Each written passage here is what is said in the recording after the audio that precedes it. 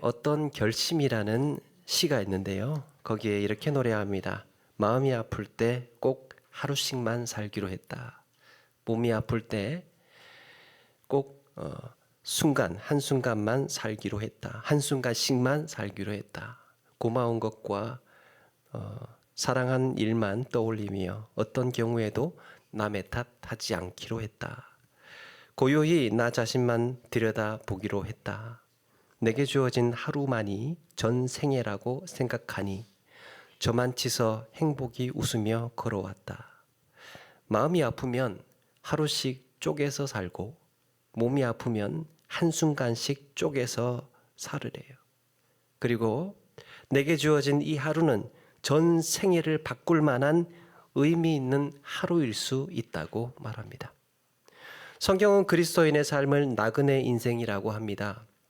그런데 어떤 사람은 오래오래 긴 여정 전체가 빛나는 인생이 되기도 하고 또 어떤 인생은 그냥 가리워진 채 살다가 그 하루만이 단 하루만이 전 생애를 말해줄 정도로 의미 있는 순간을 맞이하기도 합니다. 오늘 말씀에 등장하는 스데반은 이 단 하루가 정말 아름답게 반짝이는 별이었습니다. 그에게 엄청난 그 순간, 그 찬란한 순간은 하루뿐이었지만 성경은 꽤 많은 분량을 할애해서 이 비중 있게 다루고 있습니다. 어쩌면 6장 1절에서부터 시작되는 헬라파 과부들, 그들을 구제에 빠지고 그래서 7명의 일꾼들을 세웠던 것도 이 스데반 등장을 위해서 쓰인 것이 아닐까 할 정도로 스데반의 비중이 크게 느껴집니다. 과연 하나님은 이 스데반을 통해서 어떤 일을 하고 계셨을까? 일련의 순간들을 통해 우리가 또 묵상하고 배워야 할 것들은 무엇일까? 먼저 8절에 이렇게 시작합니다.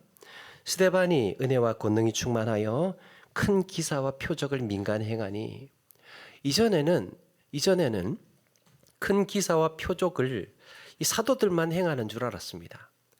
그런데 스데반 역시 큰 기사와 표적을 행하고 있습니다. 이런 스데반에게 어느 날 사건이 하나 터지는데요. 9절에 보니까 유대인들이 모이는 회당에 거기에 모인 사람들과 논쟁이 벌어진 거예요. 처음에는 한두 명이 스데반과 거친 논쟁을 했을 겁니다. 그런데 이 사람이 스데반을 논리적으로 이기지를 못하니까 거기에 격분한 주변 사람들이 이제 하나하나 논쟁에 뛰어들기 시작을 하는 거죠. 꽤 오랜 시간 이 논쟁이 이어졌던 것 같습니다. 그런데 성령과 지혜로 말하는 스데반을 다수의 사람들이 이기지를 못하니까요. 어떤 일이 벌어지느냐? 결국 사람을 매수해서 없는 말을 과장하고 이 말을 과장하고 모함을 하기 시작합니다. 그리고 백성과 장로와 서기관들을 충동질해서 문제를 키우는 거죠. 나중에는 공회를 끌고 가서 거짓 증인까지 세웁니다.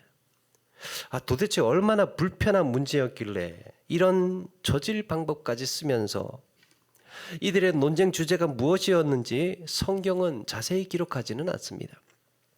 그런데 유대인들의 반응을 보면 무슨 논쟁이었는지는 알 수 있습니다. 무슨 말을 하고 있습니까? 13절에 보니까 거짓 증인들이 이런 말을 합니다. 이 사람이 이 거룩한 곳과 율법을 거슬러 말하기를 마치 아니하는도다. 이 거룩한 곳은 성전을 말합니다. 14절에도 그에게 이 나사렛 예수가 이곳을 헐고 또 모세가 우리에게 준 규례를 고치겠다 함을 우리가 들었노라. 여기서 이곳 역시 성전을 가리킵니다. 그렇다면 율법과 성전에 대한 논쟁을 하고 있었구나 알 수 있지요. 유대인들에게는 그들이 생명처럼 여기는 민족의 자산이 두 가지가 있습니다. 유대 민족의 재산이 민족 전체의 자산이 두 가지가 있는데 그게 하나 율법과 성전이에요. 율법과 성전. 그동안 초대교회 사도들이 복음을 전할 때 크게 제지당하지 제지당하기는 했지만 그나마 크게 핍박을 받지 않고 잡히면 풀려나고 또 잡히면 풀려날 수 있었던 것은 이 사도들이요 철저히 복음에만 집중했기 때문입니다. 복음에만. 그 복음의 요지가 무엇입니까? 너희가 죽인 예수 그리스도를 하나님께서 살리셨고 그 예수 그리스도를 주와 그리스도가 되게 하셨다. 우리가 이 일의 증인이다. 세 문장에. 이 말도 사실은 유대인들이 듣기에는 매우 불쾌한 말일 겁니다. 그래도 많은 사람들이 이 복음을 따르고 있었고 또 그닥 통제하기에 이렇다 할 명분이 좀 부족했습니다. 그렇다면 이날 율법과 성전 논쟁이 왜 문제가 된 걸까? 이렇게 초대교회를 향한 대대적인 박해로 이어질 수 있었던 이유가 뭘까? 먼저 유대인들은 스데반이 모세가 우리에게 전해준 규례를 고치겠다라고 했다는 겁니다. 사실은 그들이 말하는 모세 율법이 무엇입니까? 그동안 율법학자들이 자신의 편의에 맞게 재해석하고 규례와 전통으로 만들어낸 내용들이죠. 그러다 보니까 율법의 본래 의미는 왜곡이 되고 껍데기만 남은 형식뿐인 사람의 계명이 되어 있었습니다.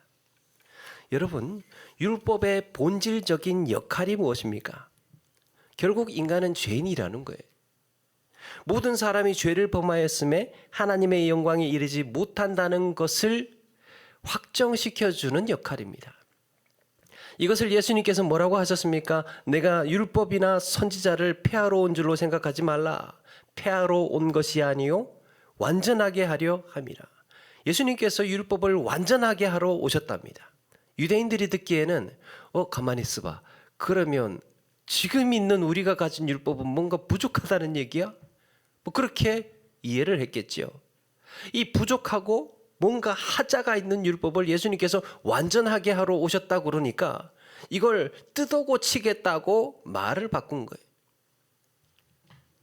이것을 예수님께서 그렇게 말씀을 하셨는데 예수님께서 자신들의 율법을 고치려는 의도로 보았던 겁니다. 어그러지고 왜곡된 율법을 놓지 않으니까요. 자기들이 몰입하고 집중하고 붙들고 있는 그 율법을 놓지 않으니까 율법을 완전케 하시는 그리스도를 보지 못했습니다. 그들의 마음엔 하나님의 은혜와 자비, 용서와 사랑보다 율법에 대한 우리가 가지고 있는 율법은 완전해. 우리가 가지고 있는 율법은 확실한 거야. 거기에만 사로잡혀 있었던 거죠. 더 심각한 문제가 있습니다. 스데반이 부활의 복음을 성전과 연결시켰다는 점이에요. 지금까지 성전을 건드린 사도는 없었어요. 초대교회에서. 성전이 뭐 어떻다 저떻다 이야기하지는 않았습니다. 그런데 마침내 스데반이 성전이라는 그들의 영린을 건드린 겁니다. 여러분, 이거는요. 지금까지 초대교회가 겪지 않은 새로운 차원의 충돌입니다. 다른 건 다 괜찮아도 성전은 그들에게 안 되는 거였습니다. 여기서 부활의 복음과 성전이 어떻게 충돌이 됩니까? 일찍이 예수님께서 성전 정결을 하실 때 이런 말씀을 하셨습니다. 요한복음 2장에 너희가 이 성전을 홀라 내가 사흘 동안에 일으키리라. 유대인들은 46년 동안에 지은 성전을 어떻게 사흘 만에 일으키겠단 말인가 라고 하면서 의아해 했습니다. 그런데 예수님은 성전된 자기 육체를 가리켜서 말씀하신 거였지요. 스데반은 이걸 이해를 했어요. 예수님께서 사흘 만에 일으키시겠다고 하신 말씀은 예수님의 십자가의 죽음과 사흘 만에 부활하실 것을 가리키는 예표였다고 설명을 한 겁니다. 성전이. 그러니까 지금까지 이 하나님의 백성들은 성전을 중심으로 해서 성전을 통해서 하나님께 나아갈 수 있었습니다. 그런데 이제는 성전 대신 예수 그리스도를 통해서 하나님께 나아갈 수 있게 된 거예요. 매개가 달라졌습니다. 성전을 통해서 하나님께 나아갔던 백성들이 이제는 예수 그리스도를 통해서 하나님께 나아갈 수 있게 된 거예요. 유대인들이 가만히 생각을 해보니까 기가 막힌 겁니다. 그렇다면 성전은 이제 필요 없다는 말이냐? 필요 없다는 말이냐? 그러면서 논쟁이 시작이 되었습니다. 스데반은 얼마든지 이것을 성경적으로 증명할 수 있었습니다. 솔로몬이 성전을 짓고 나서 고백했던 것처럼 하나님은 사람의 손으로 지은 곳에 제한되거나 갇히시는 분이 아니죠. 그래서 솔로몬이 이렇게 기도를 했죠. 하나님이 참으로 땅에 거하시리이까 하늘과 하늘들의 하늘이라도 주를 용납하지 못하겠거든 하물며 내가 건축한 이 성전이오리이까. 하나님, 부족하지만 하나님, 그래도 이 땅에서 성전에서 제가 열심으로 지은 것이 이것뿐이지만 하나님께서 이곳에 임재해 계신다면 영광이겠습니다. 이사야 선지자를 통해서 하나님께서 이렇게 또 말씀하십니다. 하늘은 나의 보좌요 땅은 나의 발판이니 너희가 나를 위하여 무슨 집을 지으랴? 내가 안식할 처소가 어디랴? 여러분, 그래서 하나님에게 성막과 성전은요, 처음부터 임시적일 수밖에 없었고 언젠가 때가 되면 더 완전한 존재 방식으로 그의 백성들과 함께 하실 거였습니다. 그 성막이나 성전은 처음부터 임시적인 거였어요. 스데반의 말은 이제 성전을 예수 그리스도의 부활로 대체해야 한다는 말이었습니다. 성전이 아니라 이제는 예수 그리스도다. 그러므로 예수님께서 오심으로 성전은 그 역할을 다 했다는 것이 스데반의 설명이었습니다. 여러분, 이게 얼마나 중요한 말입니까? 누군가가 한 번은 전해야 했습니다. 또 한 번은 그들과 단판을 짓고 넘어야 할 산이었던 거예요. 그런데 그들에게 성전이란 무엇입니까? 영원히 무너지지 않을 다윗의 나라의 상징이고 영혼의 고향이고 선민 이스라엘의 유일한 자존심이었습니다. 다 무너져도 성전만은 무너져서는 안 될 신념이었던 거예요. 그들에게 성전은 그 자체가 일종의 신앙이었습니다. 더욱이 여러분, 스데반이 논쟁을 했던 이곳이 오늘 말씀해 보니까 자유민들이 모이는 회당이라고 했는데, 여기서 이 자유민이 누구인지를 우리가 좀 알 필요가 있습니다. 9절에 보면 자유민들, 즉 구레네인, 알렉산드리아인, 길리기아와 아시아에서 온 사람들의 회당이라고 했습니다. 자유민들의 회당. 자, 이 회당을 리버디노 회당, 즉 자유민들의 회당이라는 말인데, 이 자유민들이란 말이 어떻게 생겨나게 되었느냐? 기원전 63경에 로마의 장군 폼페이우스가 유대를 이 동방을 정벌하는 과정에서 유대 땅도 이제 침략을 해서 정벌을 합니다. 그때 유대인들을 포로로 잡아가게 됩니다. 대거 포로로 잡아갈 때요, 이 포로로 잡아갈 때는 아무나 잡아가지를 않습니다. 거기에서 그 사회에서 좀 신분이 높거나 또 학식이 있거나 재능이 있거나 쓸만한 사람, 쉽게 말하면 똑똑하고 이 지혜로운 사람, 이런 사람들을 잡아간 거예요. 그러니까 그 사회에서 뭔가 좀 이렇게 일을 할 수 있는 그런 사람들을 골라서 잡아간 거죠. 여러 가지 이유가 있을 것입니다. 효용성과 또 인재들을 빼고 나면 그 지역을 이 반란을 제어하는 여러 가지 이 생각 속에서 그렇게 했을 겁니다. 이들이 지중해 곳곳으로 끌려가서 로마인들의 노예로 살아갑니다. 말도 못하는 시련과 핍박, 고난의 세월을 보냅니다. 그러다가 여러분, 노예 신분으로 있다가 해방이 되면 이 사람들을 리버티노이, 즉 자유민이라고 불렀습니다. 포로가 되어서 살다가 풀려난 유대인들, 리버티노이, 자유민. 그런데 이 사람들이 고국으로 돌아오기가 금방 돌아오기가 쉽지는 않았습니다.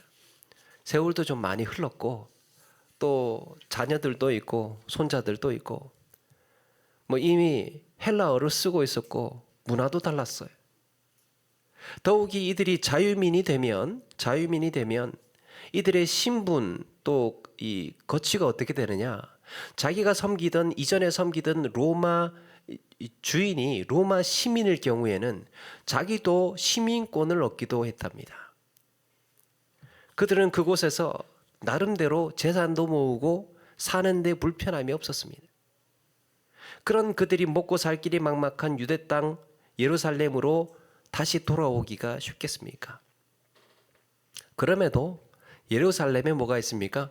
성전. 이들은 1년에 3차례 절기를 지키기 위해서 예루살렘으로 향합니다. 그 옛날 에스라 시대에 타국으로 포로로 잡혀갔다가 돌아온 조상들이 성전을 짓고 나서 얼마나 많이 울었습니까? 이들도 자유민이 되어서 드디어 예루살렘에 돌아와서 절기에 안식을 지키고 제물을 드리고 하나님 앞에 나아갔을 때 그 감격이 어떠했겠습니까? 그래서 점차 예루살렘에 체류하는 시간이 많아졌고 결국에는 그들이 살던 나라에 결단을 하고 아예 재산을 정리하고 예루살렘에 정착하는 사람들이 생겨났습니다. 그렇게 해서 이들은 오로지 하나님만을 향한 신앙 하나로 성전 보고 돌아온 사람들이에요. 거기에 성전이 있기 때문에. 왜 예루살렘으로 돌아가느냐? 거기에 성전이 있기 때문에. 그러니까 그들 마음의 성전은요, 절절한 겁니다. 우리말로 한이 맺힌 거예요.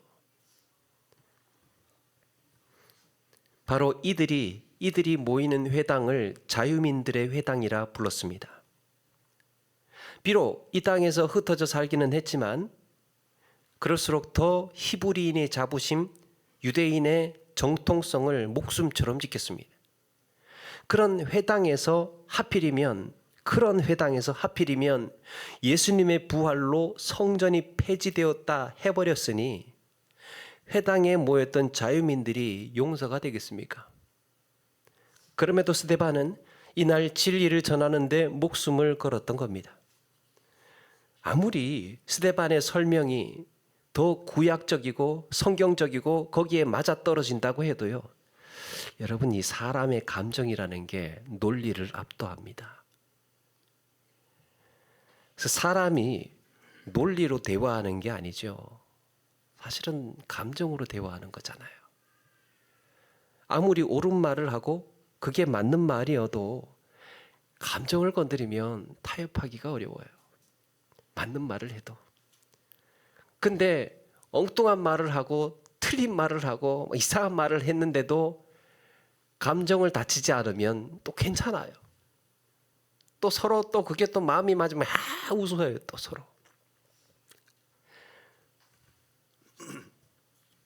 내가 틀렸다는 게 밝혀져도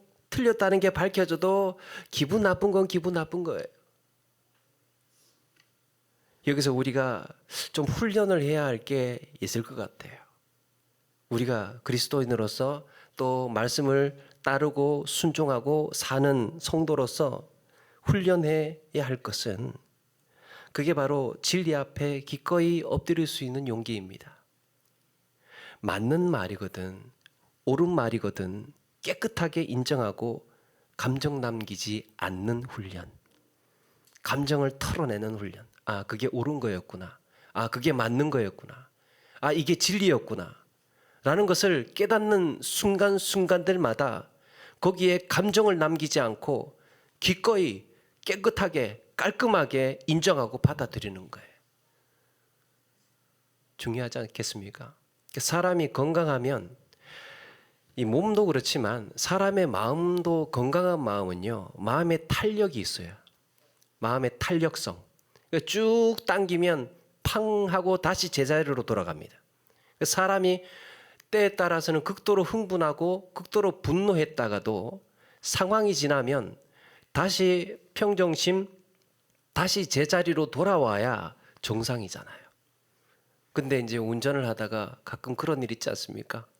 운전을 하다가 뒤에 차가 빵 하고 막 불쾌하게 그냥 이거를 소리를 냈어요. 근데 계속 그 감정이 짜증이 그 짜증이 계속해서 이어지는 거예요. 상담사가 말합니다. 3분 만에 원래 상태로 돌아오면 정상이고 6시간 동안 계속되면 조금 마음이 힘든 거고 12시간이 지나도 그 감정이 그대로 유지가 되면 상담받아야 된다. 감정의 움직임이 팡 터졌을 때 다시 제자리로 돌아오는 것. 그래서 계속해서 우울한 것, 또 기쁜 것도 좀 기뻤으면 다시 제자리로 원위치로 돌아와야 되는데 그 기쁜 것이 계속해서 기쁘고 있으면 또 문제가 되는 거죠. 그런 겁니다. 그래서 우리 지혜로운 그리스도인 성도는요, 진리의 말씀을 접하고 있기 때문에 그것이 옳은 것이면 바로 인정하고 수용하고 엎드릴 수 있어야 된다는 거예요. 어제의 남은 감정으로 그 사람을 대하면요, 나는 매일 어제를 사는 사람이에요. 어제 그 사람과의 그 감정으로 그 사람을 다시 만난다면 어제를 또 살고 있는 겁니다. 하나도 달라지지가 않았습니다. 여러분, 사람의 마음을 귀하게 돌보되 지나간 감정에 매이지 않고 진리 앞에 엎드리는 저와 여러분 되시기를 바랍니다. 네. 또 한 가지 주목할 것은 스데반이 가서 논쟁을 했던 그 회당에 어떤 사람들이 모였다는 겁니까? 9절을 보니까 구레네인, 알렉산드리아인, 길리기아와 아시아에서 온 사람들이래요. 그 출신들이 모이는 회당이었습니다. 여기에 여러분 길리기아가 등장을 하는데 성경에서 길리기아가 나오면 사도 바울을 떠올려야 됩니다. 바울이 태어난 곳이 길리기아 다소예요. 아마도 그날 스데반이 갔던 회당이 회심하기 전에 사울이 다니던 회당으로 보입니다. 물론 스데반과 거기에 있던 사람들이 논쟁을 할 때 사울이 있었다는 기록은 없어요. 대신에 같은 문맥, 이게 6장과 7장에 계속해서 이어지는데 같은 문맥, 같은 동선으로 이어지는 그곳에 사도 바울이 예전에 사울이 있어요. 그 회당에서 우 하면서 끌려가서 공회로 끌려갔죠. 공회에서 다시 끌려 나가서 돌에 맞아 죽게 되는데 이 논쟁과 재판과 순교의 과정 끝에 사울의 이름이 등장을 합니다. 더욱이 8장 1절에 보면 사울은 그가 죽임당함을 마땅히 여기더라 그랬습니다. 마땅히 여기더라. 이 말이 뭡니까? 스데반이 돌에 맞아 죽어 마땅하다는 이유를 누구보다도 분명하게 알고 있었다는 얘기죠. 그래서 사울은 논쟁의 자리에 있었을 겁니다. 없는 성경에는 기록되지 않았으니까 제가 확정은 하지는 않겠고 거의 정황상 있었을 거예요. 하나님은 놀라운 섭리 가운데에 스데반과 사울을 이렇게 조우하게 하셨습니다. 만약에 그렇다면 그때 사울이 이상하리 많지 펄펄 뛰면서 분노했던 정황이 더 힘을 받습니다. 8장 3절에 사울이 교회를 잔멸할새 각 집에 들어가 남녀를 끌어다가 옥에 넘기니라. 스데반의 순교와 동시에 사울은 교회를 쓸어버리기 시작을 해요. 9장 1절에 사울이 주의 제자들에 대하여 여전히 위협과 살기가 등등하여 대제사장에 가서 다메섹 여러 회당에 가져갈 공문을 청하니 이는 만일 그 도를 따르는 사람을 만나면 남녀를 막론하고 결박하여 예루살렘으로 잡아오려 함이라. 여전히 위협과 살기가 등등하여, 그러니까 스데반이 그 죽던 순간부터 해서 그 분이 아직도 안 풀린 겁니다. 여전히 계속해서 그는 회당마다 돌면서 대제사장의 체포 명령서를 전하고 있었습니다. 이런 사람들 오면 잡으라고. 이런 얘기하고 있으면 잡으라고. 이랬던 사울이 나중에 어떻게 됩니까? 다메섹으로 예수 믿는 자들을 잡으러 가다가 그 길에서 부활하신 주님을 만납니다.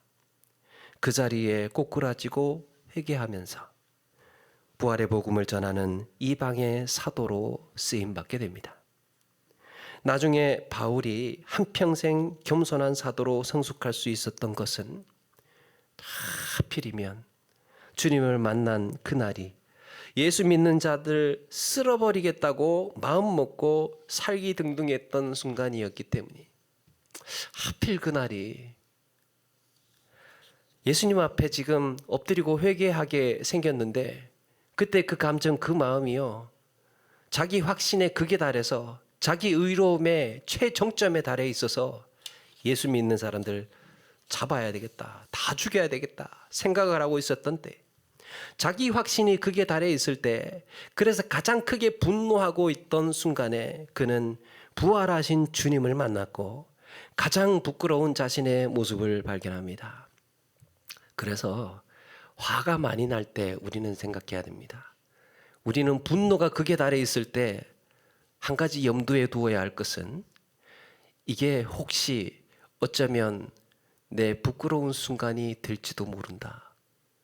내 확신이 강할 때, 내 분노가 강해 있을 때, 이 순간이 어쩌면 내가 나중에 이게 지금 부끄러운 순간이 될지도 몰라. 그래서 조심해야 된다는 거죠. 여러분, 회개가 무엇입니까? 회개. 가장 부끄러운 자신의 실체를 하나님 앞에 드러날 때 느끼는 고통이에요. 그건 정말 겪고 싶지 않아요. 내 가장 부끄러운 것을 드러내면서 당하는 이 민망함과 부끄러움과 고통을 정말 느끼고 싶지 않아요. 그런데 하나님 앞에서는 엎드려야 되고 하나님 앞에서는 노출해야 된다는 거죠.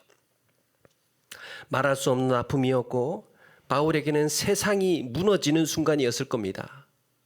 그런데 그렇게 철저하게 무너지고 부서지고 나니 주님의 사랑이 무엇인지, 품어주시는 은혜와 자비가 어떤 것인지 더 선명하게 깨닫게 되었습니다.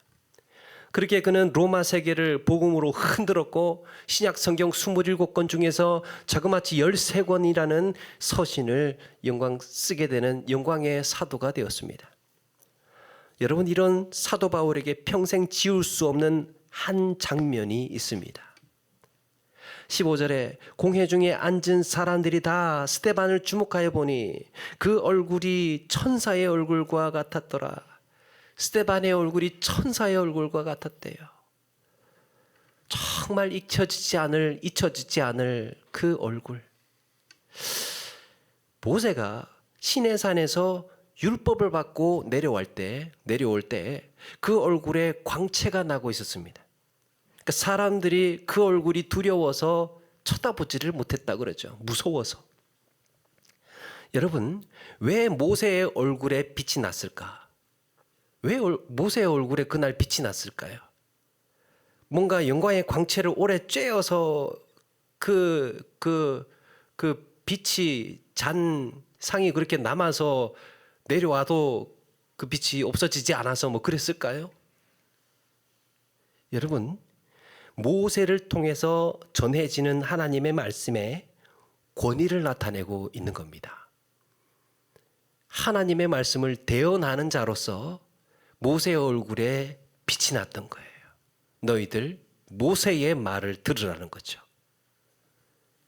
진리를 전하던 스데반의 얼굴 역시 천사와 같이 빛나고 있었던 이유는, 이제 전해지는 바로는 물론 그의 마음이 온화하고 정말 그 온유하고 인품이 좋았다라는 것도 있겠지만, 하나님께서 스데반의 증거가 옳았음을 나타내고 계셨던 겁니다. 너희들 논쟁하고 있었지. 그런데 스데반의 말이 옳아. 하나님께서 스데반의 손을 들어주신 거예요. 그의 얼굴이 빛나고 있었던 거. 아마도 사도 바울이 한평생 빚진 자의 마음으로 기억했던 장면은 다메섹으로 가던 길에 만났던 예수님과 공회 앞에 천사의 얼굴을 하고 있던 스데반이었을 겁니다. 그 후에 바울은 살면서 스데반에 대한 이야기를 한 번도 언급하지를 않습니다. 그런데 여러분, 사도 바울의 신학에 스데반의 순교의 피가 묻어 있습니다. 고린도전서, 우리가 잘 아는 고린도전서 3장 16절, 너희는 너희가 하나님의 성전인 것과 하나님의 성령이 너희 안에 계시는 것을 알지 못하느냐. 하나님의 성전은 거룩하니 너희도 거룩하니라. 에베소서 2장 21절 20절 이하에 그리스도 예수께서 친히 모퉁이 돌이 되셨느니라. 그 안에서 건물마다 서로 연결하여 주 안에서 성전이 되어가고 너희도 성령 안에서 하나님이 거하실 처소가 되기 위하여 그리스도 예수 안에서 함께 지어져 가느니라. 너희들이 그리스도의 몸 성전이야. 여러분, 사도 바울은 그의 교회론을 성전으로 완성시켰습니다. 그의 값진 희생으로 신약 성경은 스데반의 그 희생으로 신약 성경은 주의 몸된 교회를 성전으로 설명할 수 있게 되었어요. 그렇게 생명을 건 한 번의 증언이 교회 역사에 그렇게 오래오래 빛나고 있는 겁니다. 성전이 예수 그리스도의 몸이라는 스데반의 주장을 그렇게 분노했던, 성전이 예수 그리스도의 몸이라는 스데반의 논리를, 주장을, 그 절절한 절규를 그렇게 분노했던 사도 바울이 복음을 만나고 주님을 만나고 나니까 예수 그리스도의 몸이야말로 진정한 성전이라고 외치고 있습니다. 부활의 복음 앞에 엎드리고 자기 신념의 성전을 내려놓았더니 예수가 보였어요. 예루살렘을 버리니까 세계가 눈에 들어왔습니다. 나는 이게 자부심이야. 나는 이게 확실하고 이게 분명한 거야. 이게 내 모든 것이야 라고 믿었던 율법과 성전을 내려놓았더니 예수 그리스도가 보이고 세계가 눈에 들어왔던 거예요. 사랑하는 여러분, 이렇게 복음 앞에는 내 어리석은 신념이 완전히 뒤집어집니다. 내가 버리지 못한, 내려놓지 못한 자기 신념의 성전은 무엇입니까? 거기에 나의 신념이 묻어 있고 내 땀과 수고가 배인 자부심이어서 그렇게 붙들고 있는 것은 아닐까? 그날 스데반과 사울처럼 여러분, 같은 신앙의 삶도 그리스도 안에서 바라본 신앙과 내가 써내려간 신앙의 역사가 있습니다. 매일매일 그리스도 안에서 바라본 신앙이 있고 내가 써내려간 신앙이 있어요. 내 힘으로, 내 수고와 내 땀으로 쌓아 올린 믿음은 자기 모순을 인정하지 않습니다. 틀려도 바꾸지를 않아요. 이렇게 해왔어. 늘 이렇게 해왔어. 이렇게 내가 해왔기 때문에 나는 인정받았어. 그러니까 이게 맞는 거야. 그런데 오늘을 살게 하시는 그리스도 안에서 발견된 우리의 믿음은 매일의 변화와 성장이 있습니다. 자신의 어리석음을 언제든지 인정할 준비가 되어 있습니다. 내가 틀렸다는 것을 언제든지 고백할 준비가 되어 있습니다. 고집스레 붙들고 있던 것들을 기꺼이 내려놓을 수 있습니다. 그리고 그럴수록 우리의 믿음은 하루하루 성장하고 성숙해져 가게 될 줄로 믿습니다. 이 땅을 사는 날 동안 우리가 맞이하는 이 하루가 전 생애를 담을 만큼 의미 있을 수 있음을 기억하고 매일의 순간에 쓰임받기 위해서 오늘을 준비하며 사는 우리 모두가 되기를 소망합니다. 그리스도의 십자가와 부활이 내 모든 생각과 삶을 바꾸어 놓을 수 있음을 인정하고 진리의 복음 앞에 기꺼이 엎드리는 저와 여러분 되기를 주의 이름으로 축원합니다.